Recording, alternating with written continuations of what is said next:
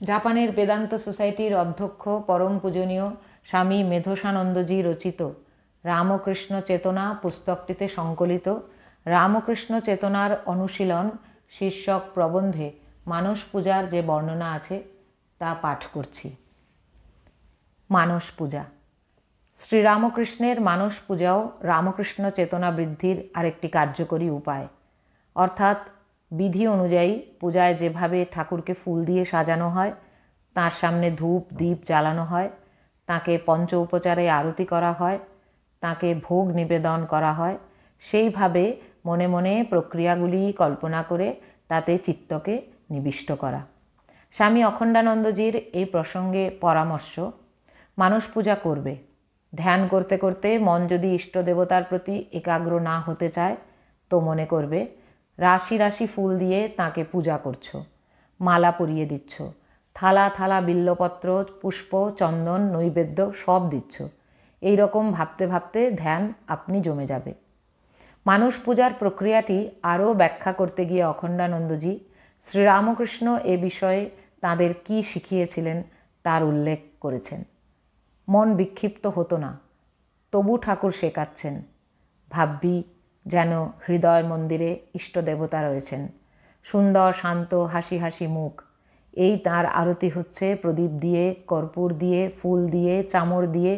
আরতি যেন আর ফুরোয় না। অনেক পরে যদি আরতি হয়ে গেল তো অমনি ফুলের মালা গাঁথতে বসে গেলি। এই সুন্দর সুন্দর ফুল, যেমন দেখতে তেমনি সুগন্ধ, বড় বড় জুঁইয়ের গোড়ে আরও সব ফুল এলো। এই তার পাদপদ্মে মুঠো মুঠো পদ্মফুল অঞ্জলি দিচ্ছিস, রক্তপদ্ম শ্বেতপদ্ম। পদ্মফুল নিঃশেষে ফুরিয়ে গেল তো জবা আরম্ভ হলো, জবার স্তূপ হয়ে গেল। তারপর আরও সব ফুল, সাদা ফুল, নানাবিধ ফুল, একটার পর একটা শেষ হতে দিবিনি। ফুলের পর এলো ফলমূল মিষ্টি নানাবিধ, বেশ করে সাজিয়ে নিবেদন করছিস। এই রকম করে মনটা লাগিয়ে রাখতে হয়। মনের গতি বিষয় ভোগের দিকে। সেই ভোগটা ভগবানের সঙ্গে ইষ্টের সঙ্গে করলে তার দোষ কেটে যায়।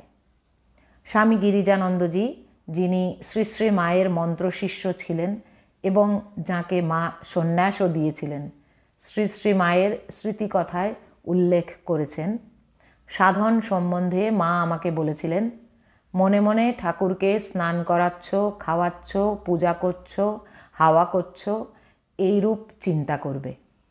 বৈধি পূজার সময় নানা উপচারে পূজার পর যেমন অগ্নি প্রজ্বলন করে হোম করা হয় এবং তাতে বিল্লপত্রাদি আহুতি দেওয়া হয়, তেমনি হৃদয়ে রামকৃষ্ণ অগ্নি প্রজ্বলিত করে তাতে কাম, ক্রোধ, দেশ বুদ্ধি, লোভ, বাসনা, আসক্তি, ভয়, অহংকার, সংস্কার, কর্মফল সব আহুতি দিয়ে নিজেকে শুদ্ধ বুদ্ধ মুক্ত আত্মা ধারণা করাও একটি আধ্যাত্মিক প্রক্রিয়া। হরি ওম তৎসৎ। শ্রী রামকৃষ্ণার্পণমস্তু।